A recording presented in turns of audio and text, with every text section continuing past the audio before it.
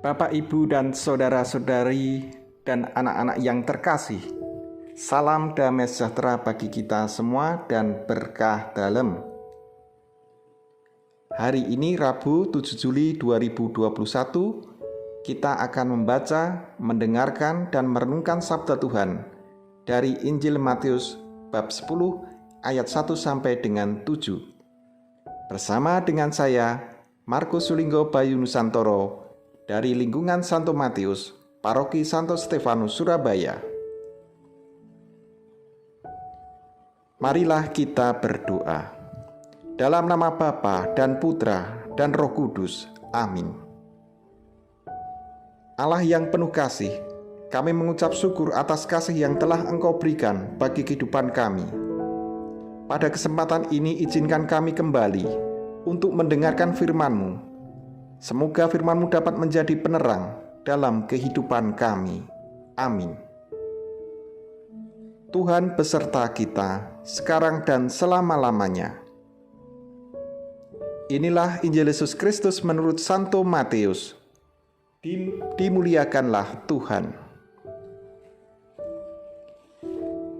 Yesus memanggil ke-12 murid-Nya dan memberi kuasa kepada mereka untuk mengusir roh-roh jahat dan untuk melenyapkan segala penyakit dan segala kelemahan.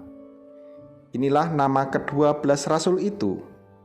Pertama, Simon yang disebut Petrus dan Andreas saudaranya, dan Yakobus anak Zebedius dan Yohanes saudaranya, Filipus dan Bartolomeus, Thomas dan Matius pemungut cukai, Yakobus anak Alfius dan Tadius, Simon orang Zelot, dan Judas Iskariot yang mengkhianati Dia. Ke-12 murid itu diutus oleh Yesus dan Ia berpesan kepada mereka, "Janganlah kamu menyimpang ke jalan bangsa lain atau masuk ke dalam kota orang Samaria. Melainkan pergilah kepada domba-domba yang hilang dari umat Israel. Pergilah dan beritakanlah, kerajaan surga sudah dekat." Demikianlah Injil Tuhan. Terpujilah Kristus. Bapak, Ibu, saudara-saudara yang terkasih, salam damai Kristus dan berkah dalam. Apa kabar hari ini? Semoga keluarga kita senantiasa diberi kesehatan dan berkat yang melimpah dari Tuhan. Bapak, Ibu, dan saudara-saudara, serta anak-anak yang terkasih, kalau kita mendengar istilah roh-roh jahat, maka dalam benak pikiran kita adalah hal yang menyeramkan. Roh-roh jahat tadi kita biasa atau kita samakan dengan hantu, dengan berbagai wujud penampakan. Begitu pula dengan kata penyakit. Sekilas kita juga membayangkan banyak macam-macam seperti penyakit jantung, diabetes, darah tinggi, ginjal, dan lain-lain. Memang itu juga ada benarnya, Bapak, Ibu, dan saudara-saudara yang terkasih. Bapak, Ibu, dan saudara-saudara yang terkasih, tetapi bukan sekadar itu. Yang paling berbahaya adalah roh-roh jahat dan penyakit-penyakit yang menempel dalam kehidupan rohani kita. Bapak, Ibu, dan saudara-saudara yang terkasih, dari bacaan Injil yang baru saja kita dengar tadi, bahwa Yesus memanggil ke-12 murid-Nya dan memberi kuasa kepada mereka untuk mengusir roh-roh jahat dan melenyapkan segala penyakit dan segala kelemahan. Panggilan tersebut menunjukkan kedekatan Yesus pada murid-murid-Nya secara personal, memanggil nama murid-Nya satu persatu.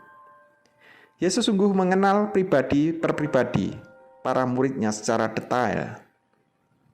Pendampingan kura personalis untuk ambil bagian dalam pewartaannya, yaitu memberitakan kerajaan surga.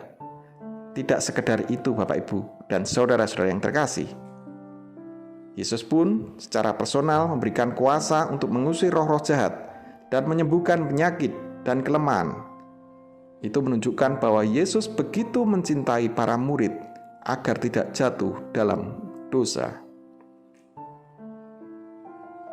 Bapak, Ibu, dan saudara-saudara yang terkasih, Lalu, bagaimana dengan sikap kita?